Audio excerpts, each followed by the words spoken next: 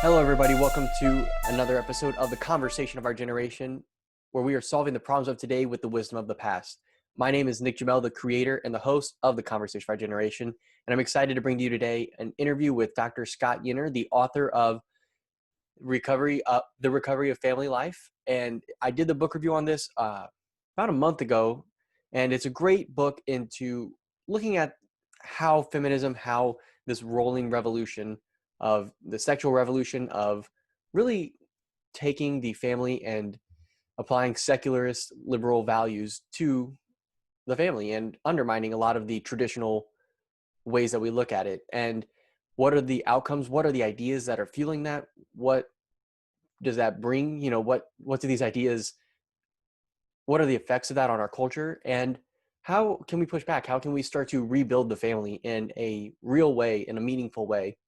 And that's what we talk about in this episode. We'll talk through the rolling revolution, what that is, who some of the big thinkers are in the feminist revolution, and just much, much, much more, and including even some of his solutions that Dr. Yenor would say, we can really start implementing now and push back against this attack on the family that's been going on for a long time now. And so there will be links, as I mentioned, from the episode. There's a couple things that come up. So links will be in the show notes for yenorbook.com to my book review on his book. So you can get a little bit more of why I think this is a great book from that. And then also links to the book itself, so where you can buy it on Amazon. And buying it through those links helps me out, supports him and his book. And so I definitely recommend you do that as well. And let's go ahead then with that and hop over to the interview. And today I have a guest, Dr. Scott Yenor. Thanks, Dr. Scott Yenor, for coming on today. Thanks, Nick, for having me. It's my pleasure. I appreciate it. And so for those who aren't familiar with your work, I know I reviewed your book on here probably about a month ago now, but for anyone who's not familiar with you, you want to give them a little bit of background on you and what you've done in the past? Yeah, well, I've written two books on the family. One was around 2010 called Family Politics and the Idea of Marriage in Modern Political Thought. And the purpose of that book was to trace the idea of modern thinkers and how they accounted for marriage and family life, from Locke to John Paul II, all the highlights in between: Rousseau, Marx, Hegel, Simone de Beauvoir, and others in the book. And the themes that I tried to capitalize on in that book, or give an account of in that book, were how the modern thinkers dealt with nature and how they treated marriage as a contract. Mm-hmm.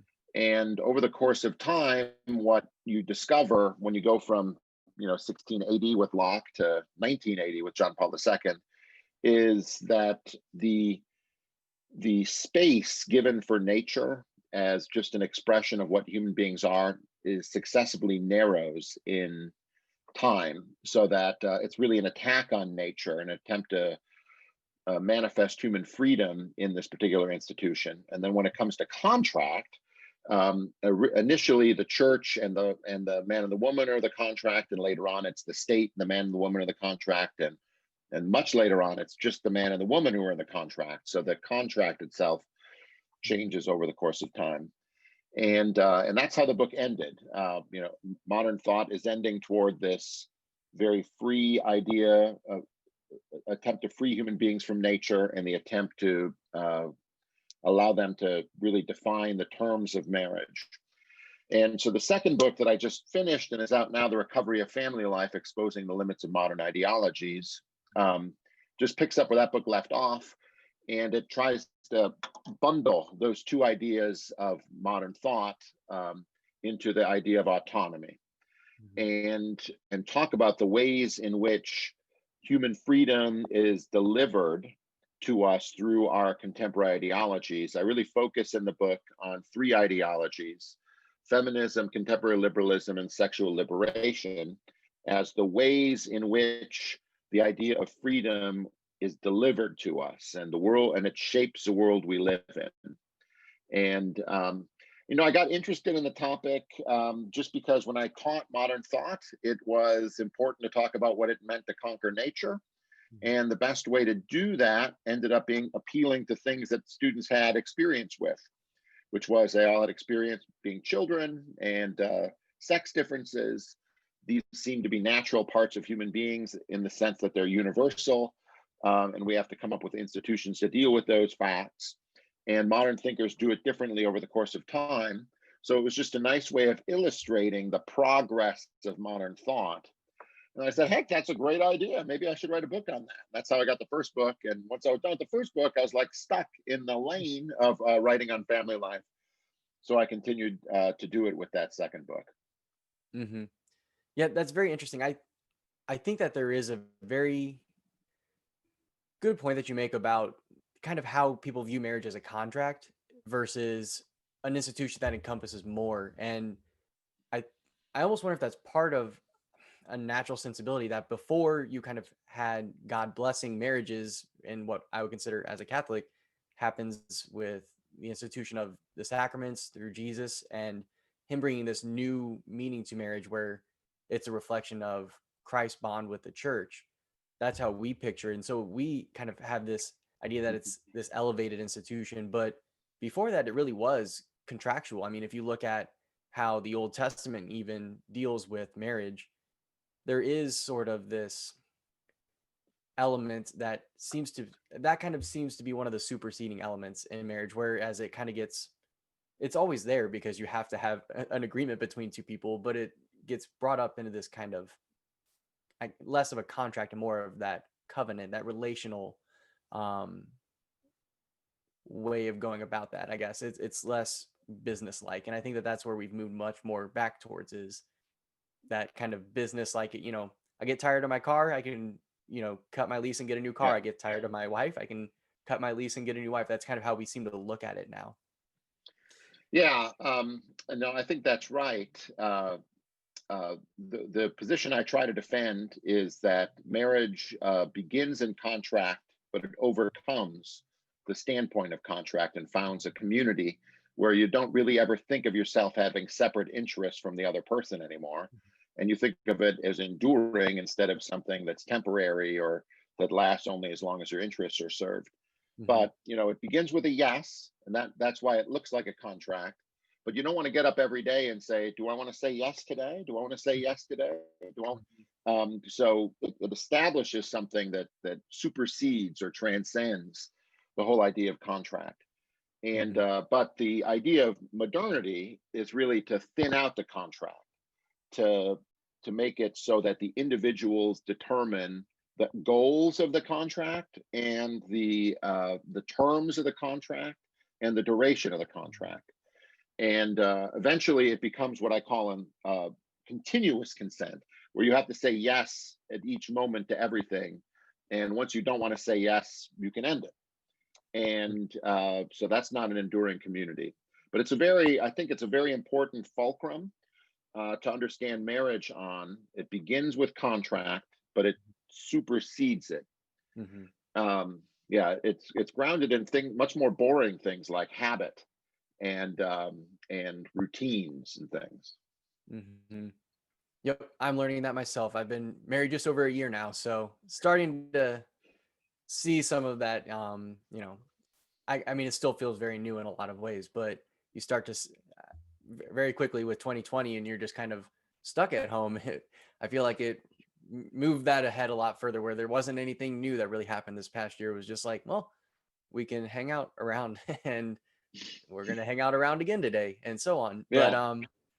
But one idea that I think really caught my attention was this idea of the rolling revolution. And I think that we all notice the moving goalposts constantly. If you haven't been paying attention in the last 10 years, maybe you haven't. But I remember, you know, when Barack Obama was running for president and was not or was wishy-washy on gay marriage, and then it was just about equal rights. And now, like 10 years later, you're not allowed to criticize transgender people reading books to children in a library about how gender is not real. And you just kind of are like, I feel like we moved very quickly there. But what is this rolling revolution, and why is it a harmful force in our culture? Yeah. So that's one of the key concepts in the book. So so how to talk about rolling revolution. What I try to do with each of these ideologies, and I'm going to use feminism as the main one to illustrate it, but we can also talk about sexual liberation theory, I think, importantly in this way, is to try to figure out, look, if you could ask the early thinkers of feminism, let me give you all the things that you want. What would the world look like? What is your goal? What is the fully built out feminist project? Mhm. And try to tease out what the answer to that is for the feminists, so that I Mhm. could ask them, look, is there some point where you would close down shop and say, now we've accomplished everything we want to accomplish, I'm going to retire and move Mhm. to the Bahamas, or I'm going to do something else for a living? Yeah. And so I came up with the idea, or from the feminist writers, I tried to give an account of what that world would be. And there are three main pillars to it: an end to patriarchal socialization, which is that there would end up being no differences between men and women on important issues of character or career choice or lifestyles, because in their view, all the differences between men and women are caused by socialization.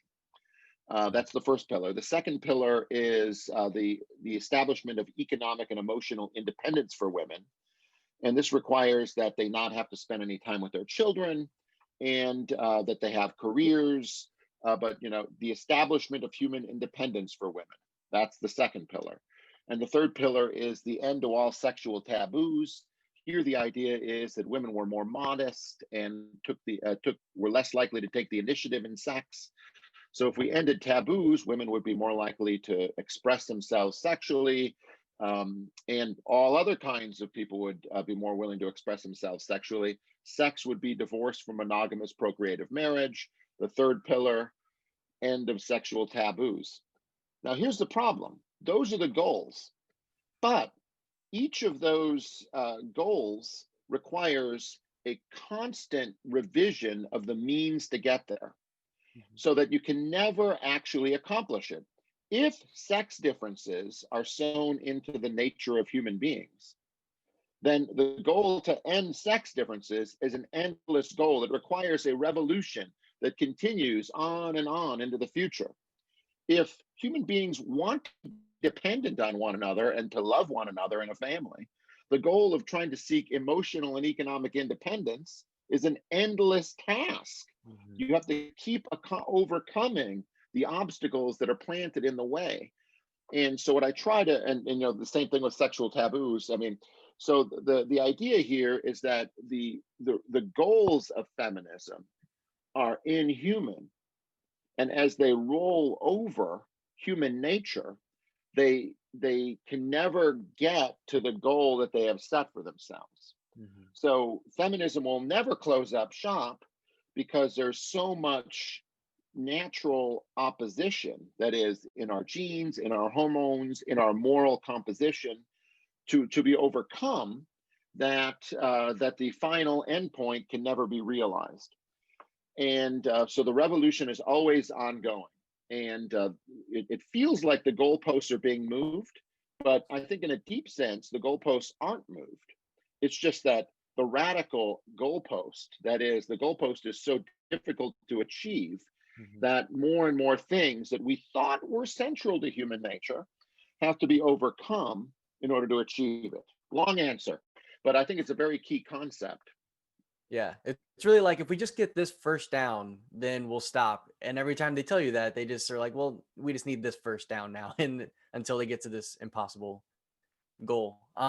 No, I think that's great, and it really seems like the goals that they set out for themselves are almost purposefully impossible. That they're, I think that any sensible person would look at some of what feminists try to do in the end with erasing the differences between genders. I think is between the sexes rather, as just going completely against human nature. It's like trying to say that we're going to make it to where 2 plus 2 doesn't equal 4. You just, there are certain things that we cannot overcome.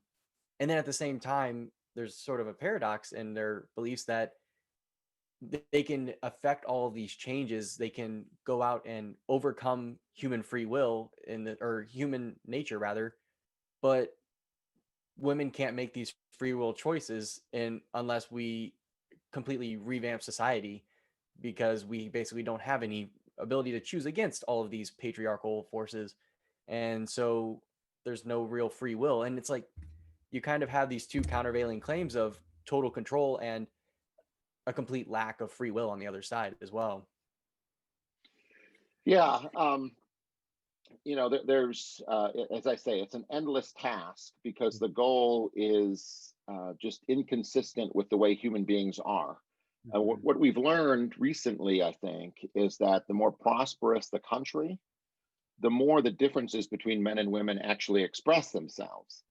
Mm-hmm. The differences between men and women seem to express themselves most in situations of necessity, where you're governed by real emergencies and you don't really care about how the labor is allocated. And then they express themselves also in moments of freedom, where each man and women can kind of choose what kind of job they're going to do. Mm-hmm. And so, feminism can't be happy with that. They thought that the atmosphere of freedom, as they might think of it, and prosperity would lead to the convergence of the sexes. Mm-hmm. And in some ways it does. I mean, like, I see more women at the gym probably than there were 50 years ago. Wow. But they dress really differently. Mm-hmm. And so in some ways, even the ways in which they converge shows how they diverge from one another. Mm-hmm. Exactly. Yeah, that's a very good point. And so I also wanted to ask you then, what are some of the, or who are rather, some of the thinkers that are driving this rolling revolution? I know you mentioned de Beauvoir in your book a lot, but who are some of those thinkers, her included, and what are some of those destructive ideas that they kind of embed into this rolling revolution? Yeah, so yeah, I think that there's a very fruitful moment in the late '60s and early '70s where I think the biggest think books when it comes to feminism are written, and the biggest thinkers are Kate Millett, wrote a book called Sexual Politics. I think it was 1970. Shulamit Firestone wrote a book called The Dialectics of Sex. I think she's the most radical of the bunch, also the most interesting. And Germaine Greer, Betty Friedan's Feminine Mystique is a very important book. But if you want to see, like, these thinkers identify the enemy and talk about what it's going to take to beat that enemy over the long haul. They think big. Mhm. And it's an unfortunate thing, but I think it's also true that the thinkers after this group, the Friedan, Firestone, Millett, Greer group, don't think as big. They think about how to get the next reform instead of how to conduct the revolution. Mhm. And so, in a way, most feminist thinkers are what I call retail feminists. They operate within the horizon or the intellectual goals set by these early, more radical thinkers. Let's talk about what their goals are. I mean, the pillars that I mentioned before are part of the way to think about this. Another way to think about it is just to say, what these ladies want, what these thinkers want, is for women to be independent, period. Independent of sexual expectations, economic, emotional pulls, independent of any expectation of what their character would be like or what their future would be like. They want them to choose their own future. That's what they mean by independent. And the means that they use to get there is that there's no way in which our body should determine our identity, or our sex should determine our gender. So I think that the distinction between sex and gender is a means to bring about this new kind of woman, the independent woman. But look, human beings aren't independent. They're not independent. We live in society, we get our opinions from society. So, what the feminist independent woman really meant was that there would be a new and different life script for women, that they would not emphasize wifehood or motherhood or faith, but rather they would emphasize social reform and careerism. Mhm. So there's a lot of levels on which to think. Like, if feminism isn't true, that is, if human beings aren't capable of being independent in the way that they think, then you have to kind of like put that on feminism and say, look, since they can't be independent like you think, what is your real goal?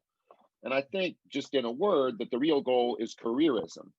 Mhm. So, and not the family. And so I think there's a lot of thinkers later on that try to bring about a world that is friendlier to careerism, and takes off the burdens, as they would say, of motherhood and wifehood, makes it easier to shed those roles.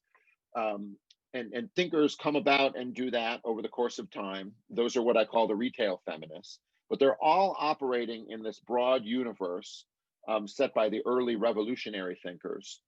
And it's a little sad, because in some ways I think they don't even know it. I think I have a little section in the book where I talk about going to the library and measuring the square foot, or the linear foot of the books that are occupied by feminism. And like it's one of these jokes, you could pile up all the feminist books in the Boise State Library and they'd reach from here to the moon, not quite to the moon, but it would go pretty high. But World War II would just be like just a little stack that goes up barely a few feet, and it's all the same book. Mhm. Like, I haven't read them all, but what I did is I did a random sample of all the books. I took every 13th book and read the introduction for a week. The things I do for science, and they all operate within that framework. But like, they don't cite Beauvoir, they don't cite Firestone, they don't criticize those early thinkers. They just operate within their framework. Mhm. That's interesting. I feel like I read Fools, Frauds, and Firebrands by Roger Scruton, and he goes through kind of the neo-Marxist thinkers, and they do the same thing where they just write pages on pages, volumes on volumes, and they may, I guess, reference each other. I don't know if I read the excerpts that he quotes, and I don't know if I could read these books. It's a Hmm. bunch of, especially the French writers and like Sartre and some of those. But Hmm. I think that there is this sense of, on that left side where you have this progressivist idea that you're always marching towards progress, towards this sort of conquering of human nature, that they, I don't know if they purposefully or if they just borrow from each other's ideas like that and just but they can all write the same book 150 different times and not even realize it, it seems like. But I'm very interested because I think that the harm that retail feminism does, and to me what it does is it pulls away some of these reforms that on their own seem like they could be reasonable. Like, women should not be prone to sexual abuse in the workplace like the 60s, and they're trying to clean up the workplace for women and all this, but you can see good things in there that are good reforms because you don't want women to be abused in those ways. But then also the intention behind those, I think, is not to protect women, it's to pave the way to push more women into careers, to kind of make it you know a much more glamorous thing, and to push women in there, and to, I guess, is that something that the retail feminists do, or do you think that they have that in mind, that this little reform can help to pave the way for um, the broader movement, or is it more of kind of a useful idiot sort of situation where they see, hey, I should fix this because I think this is wrong, but really they're playing into a bigger deal that they don't know about, or a bit of Yeah, both? I mean, it's difficult to know exactly the answer to that question. But so let's maybe deploy some definitions here. Retail feminism is selling the next role in the rolling revolution, when it comes to feminism. So think of it like this. I think maybe the next role is something like government supplied daycare, Mhm. for or pre-K. All right. So there's not right now such a program. They'll try to pass it in Congress. Well, they won't use the argument that this will help us secure the emotional and economic independence of women from marriage, which is the radical goal. They will use the argument like this will help women balance career and family better. In other words, and it'll shift the balance so that Mhm. they're less mother time, more career time. But Mhm. maybe that'll encourage them to have children. Hmm. Now that they'll be able to balance work, so they'll use other kinds of arguments to help secure that goal. And then once that goal is secured, well, now it's like on to the next one. Let's make it to to age 2. Let's have it 5 days a week instead of 2 days a week. And always with the goal, I would say it's like a magnet. The goals of the radical feminists are like a magnet that draw the policies in that direction. Whereas, I think that um, and that the retail feminists, I don't know how much they know about that goal. Hmm. When you say that the goal of feminism is to abolish the family, people look at you like you're from Mars. And I'm just like, well, let's just look at all the policies and where they're tending. And let's look at what the early revolutionary thinkers have said. Does anyone criticize what they say? No. Um, so that means we're operating in their universe. The early revolutionary thinkers lay out a kind of strategic plan about how to bring this out. We need to bring it about opportunistically, one step at a time, one brick at a time. Well, it's been one brick at a time, right? I mean, they would say, all right, we need contraception, then we need abortion, then we need government subsidized abortion, then we need government subsidized contraception, then we need tax credits for daycare. Then just it's all tending in the same direction. So people can believe it or not. There are sensible reasons for favoring some of these policies.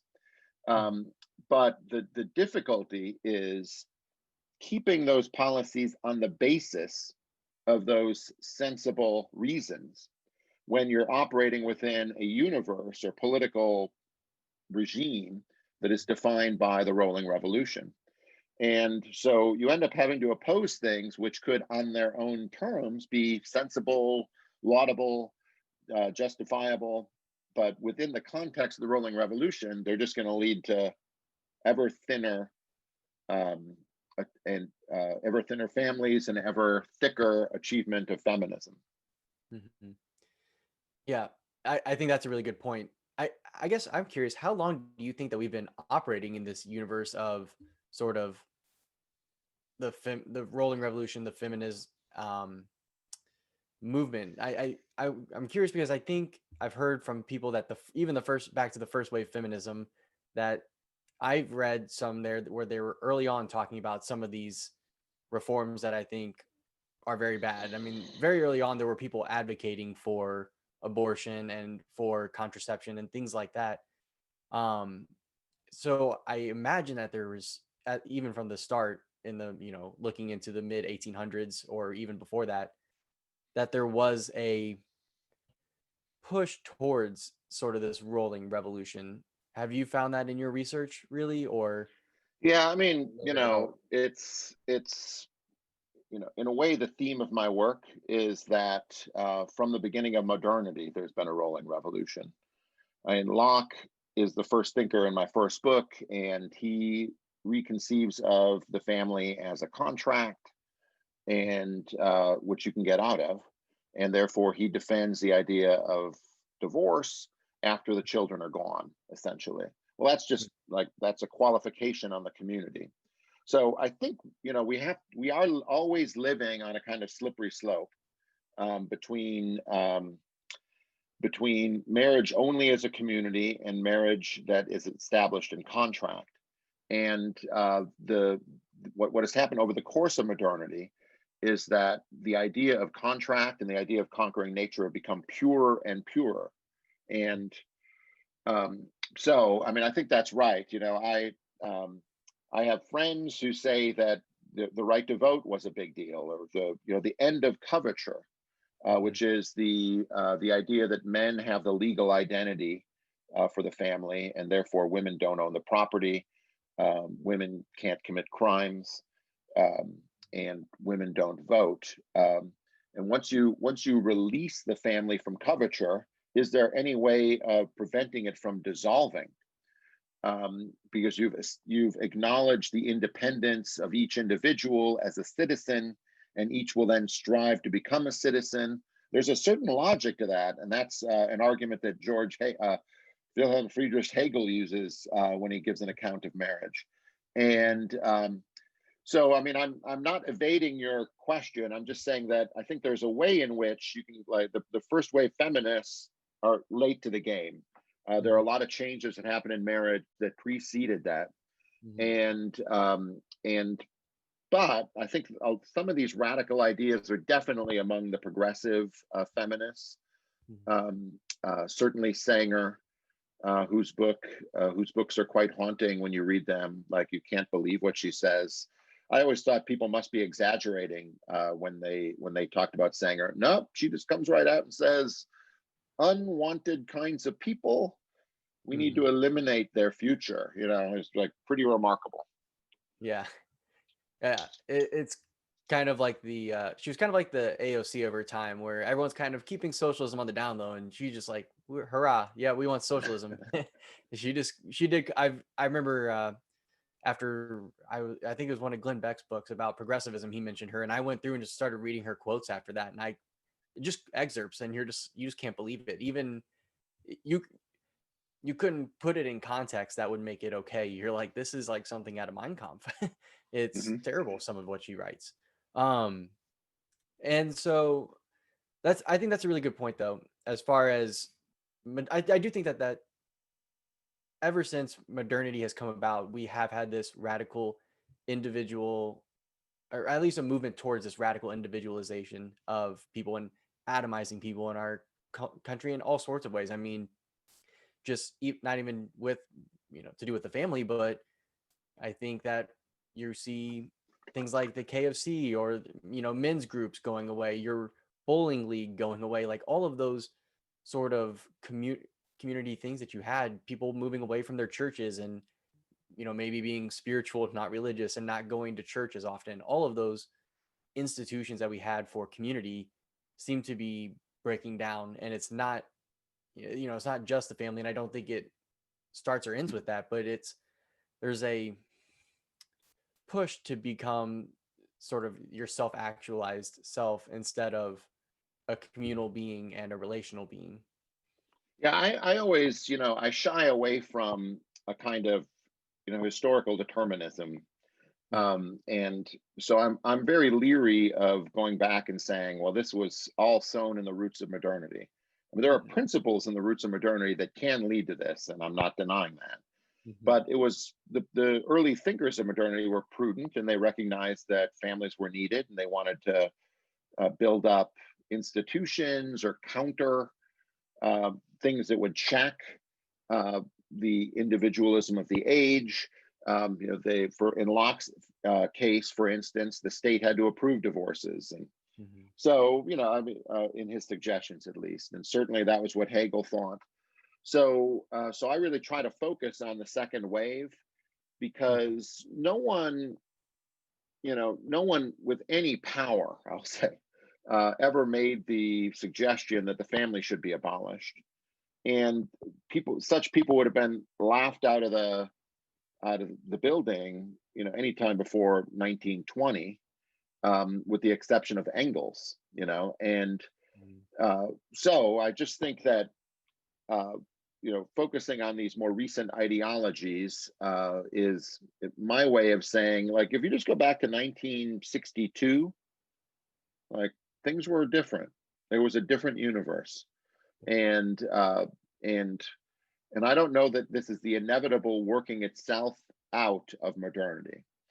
I'm not, I mean, I'm open to that totally. I'm not immune to that argument, or I'm not allergic to that argument. Mhm.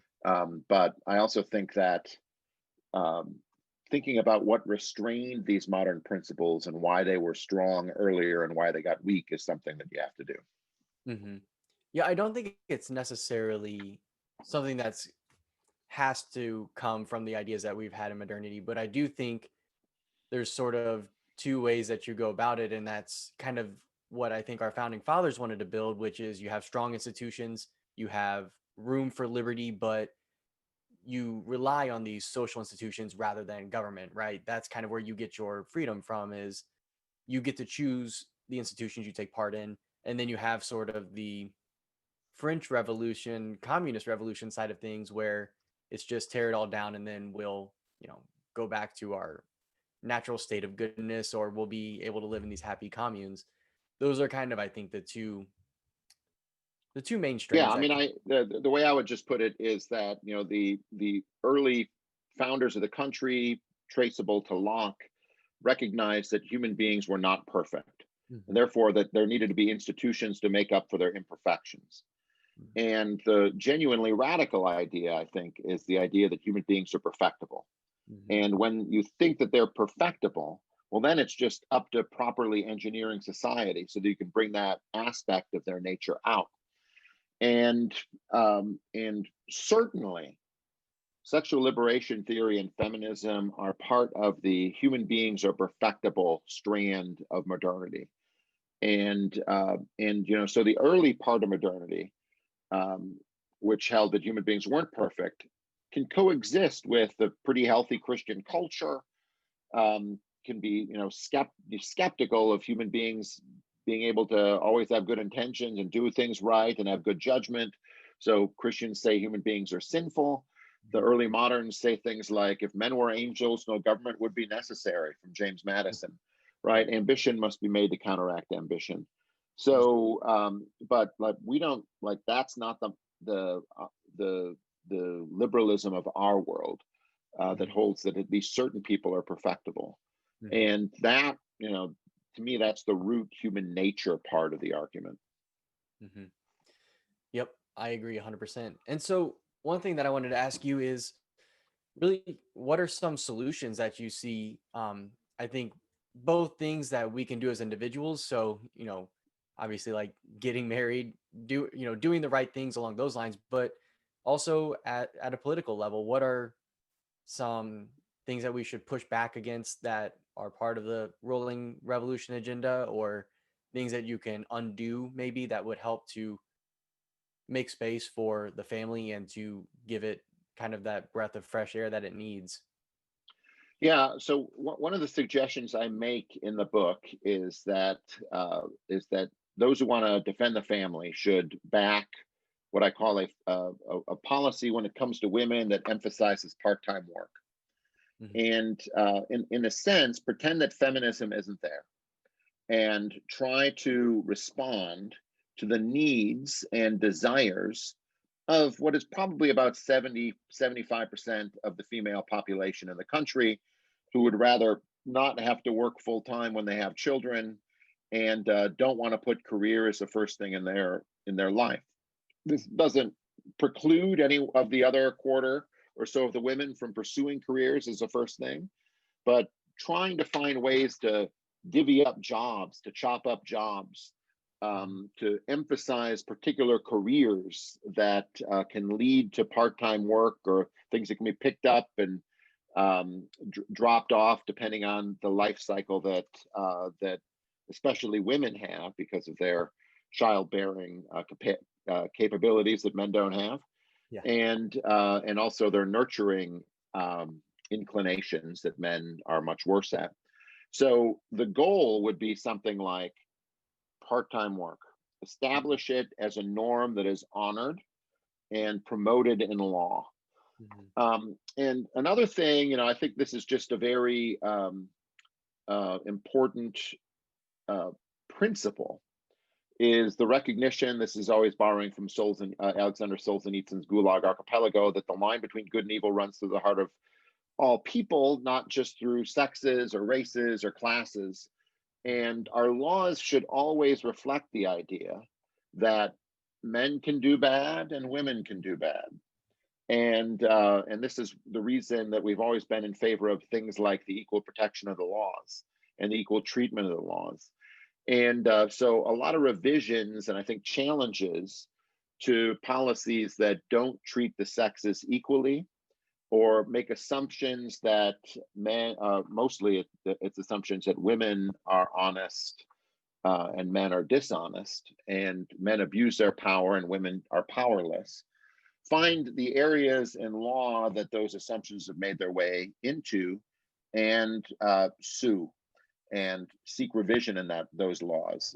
So you mentioned earlier sexual harassment laws. I think that's one of those places that it's important to do that. Discrimination law is another place that it's important to do that. And so those are some of the political things. Mm-hmm.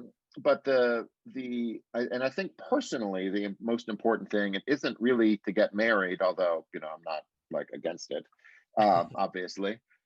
But it's to think of marriage as an enduring community instead of an alliance, and preparing your children not only for careers, or not even primarily for careers, but rather also for the ability to be responsible citizens who can marry and have children. And so, and that's really like an unbelievable challenge, given the drift of the culture. If you just go with the culture, it's careerism, Yeah. and no one speaks up on behalf of dedicating yourself, very importantly, to marriage and family life.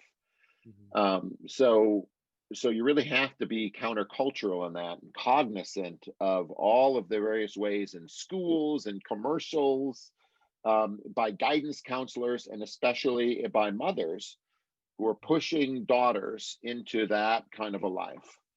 And so that's I don't know, my personal piece of advice on that. Yeah, I really like the idea of making part-time work something that's more common and accommodated, because I know growing up, my mom was a stay-at-home mom for the first kind of half of my school life, and then I'm the oldest. So once we were all in school, she was actually a teacher before she had us, and so she went back to like part-time teaching. And then kind of as we got older and were more and more self-sufficient, was able to kind of work back, just right back into teaching again. And she always would substitute at our schools growing up. She would always kind of be a part of that. Or she would do some tutoring from time to time if someone asked her for, because she was a Spanish teacher, and she had friends whose kids would struggle with Spanish. She'd tutor them. But it wasn't until probably I was a sophomore in high school that she was teaching full time. And even then, teaching full time means that the time that your kids are in school, you're working, and then after that, you just go by mom's room and and she's there and drives you home. So it wasn't like it necessarily disrupted her ability to mother us in any way, right? She was still able to take us to baseball or practice or whatever else we had to do. I think that sort of, for people who aren't going to give up women in the workplace, I think that that's a great place to start, to kind of use that reverse rolling revolution idea. You don't have to go all the way in one step. You can just kind of dial back some of the parts of the revolution that they've put forward. So I like that solution a lot. If there's one here that I had, is kind of, if you had one thing that you could fix or stop from happening, I think that potentially just stop from happening, that you see is a big threat right now that's being talked about. I mean, you mentioned daycare, paid daycare as one, but what would be the one thing that you would like make sure doesn't happen? The one thing that is being proposed at the moment in our political sphere that you think is the biggest threat right now? Well, yeah, that's a good question. I think it's the sexualization of childhood. Mm. Um, that is the biggest long-term threat that's on the table now. And what I mean by that isn't any kind of defense of pedophilia necessarily, although I don't think it precludes it. But rather, it's treating children, having the public treat children as sexual beings from the first time that they are exposed to public schooling. And this is always done with retail arguments. This is to stop abuse, or to prevent, to teach them safe sex so we can stop teenage pregnancy and things like that. But really, it's an emancipation of human sexuality before human beings are ready for it. It's a ruining of innocence. It's making it so that people are less capable of loving, and subordinating sex into a relationship. So, and I think the liberationists recognize this, that is, they realize that they haven't made as much progress as they would otherwise thought they would make when it comes to sexual things, because they haven't stopped, they haven't gotten to the point where childhood sexuality is considered a norm. Certainly, the feminists thought that this was a very important thing because they wanted the children emancipated from the family. Firestone talks about children being prepared for sex at a very early age. She wants, I would say, normal middle class parents to treat their kids like ghetto children, and she wants the state to provide little dormitories for the youth to bed one another. That's why I say it's not necessarily about pedophilia; it's about children being sexual beings, that is, with one another, and perhaps with once they're seen as sexual beings by adults, they might be. I'm just trying to stop this light from coming in. There we go. Yeah, I mean, I think that's the one thing. I mean, another way to ask your question is something that I've thought a lot about. What of all of the policies that have disrupted family life, what has the most magnitude? What's the biggest disruptor? And on that, I would say the establishment of public education, because the purpose of family life was always to have and raise children. And once you ship that job off to the state in one way or another, it loses, that is, the family loses its very reason for being. And so I think that had a very profound, over the course of generations, effect on how parents thought of their job. They didn't have as many duties to do, so it wasn't as important to their lives. I think that that's a tremendous point. I think that the government school system has done a lot of harm, and even just in taking the kids away from the home, or you may have had the local school teacher who helped educate, or you sent your kids to generally a Christian organization, probably, that schooled kids for you. A lot of them Catholic, but lots of other denominations had those as well. And it's very bad to see, I think, when you're giving these kids away to people who probably are antithetical to your views for 8 hours a day, 180 plus days a year. They're spending a lot of time in a place where they're not allowed to talk about religion, not allowed to talk about some of these things that are very the very center of our lives, that when you're at home, you're able to do that. Yeah. Well, to kind of wrap up here, I think it'd be helpful. I guess I should give you a chance. Did you have anything else that we didn't cover that you wanted to make sure you touched on or brought up? I feel good about it, Nick. Do you feel good about it? I think we covered a lot of ground. I just wanted to make sure you didn't have another point. But yeah, let me just say to... one thing. There's a website where you can get a study guide on my book. It's called yenorbook.com, and it's well maintained and beautiful, and it's something that, if you're interested in these topics and my writings, I collect my writings on that website as well. Reviews of the book are there, so if people find that helpful, it's something to look at. For sure. I'll have that link in the show notes for everybody. And I'll link to the book review, where I talked a little bit about kind of the structure of the book, because I liked that a lot, that you went through the background, the problems, some of those kind of those retail feminist or retail policies that they have, and then solutions, because I think that that's a huge part, where so many books are just like, there's so many things that are wrong out there.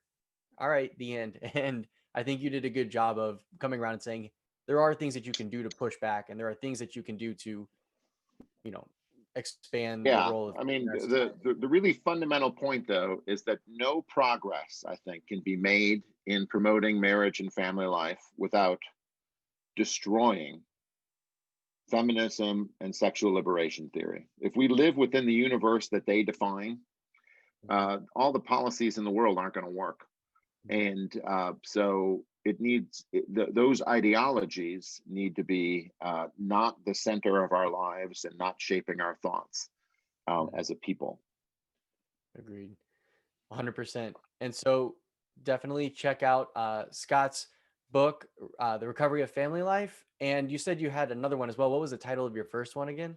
A Family Politics, the idea of marriage and modern political thought. I was going to go grab it, but And so check out those books. I'll have links in the show notes for everybody. And thank you, Scott, for coming on. I really appreciate it. it's my pleasure, Nick. Thank you for having me. Mm-hmm. Wow. I think that was just a fantastic interview. I truly enjoyed talking to him. I learned a lot, even more than just reading the book. I think that talking to him really brought out some new ideas, some new insights, and being able to bounce ideas off of him was a lot of fun and really made me, I think that for me, what helps me understand something better is talking it out and getting feedback. That's why I do this podcast. And a lot of times you'll catch me halfway through a thought, kind of correcting course and saying, oh, now that I say that out loud, I don't think that's right. But I think that having that back and forth really helps me to learn a lot better. So definitely really enjoyed that. The links, like I said, will be in the show notes for you. And if you enjoyed this interview and you want more, subscribe to the podcast, follow me on YouTube or on my Odyssey channel, which is brand new. I'm going to be uploading this video there, the full length one. So you can actually watch the full length video, or you can find me on Locals, conversationofourgeneration.locals.com, or just go to my website and check out everything I got there. There's a lot of places for you to find me. So just dive on into the Conversation of Our Generation, anywhere that it can be found. And thank you for listening to this episode of the Conversation of Our Generation. Let's get the dialogue going. I'll talk to you next time.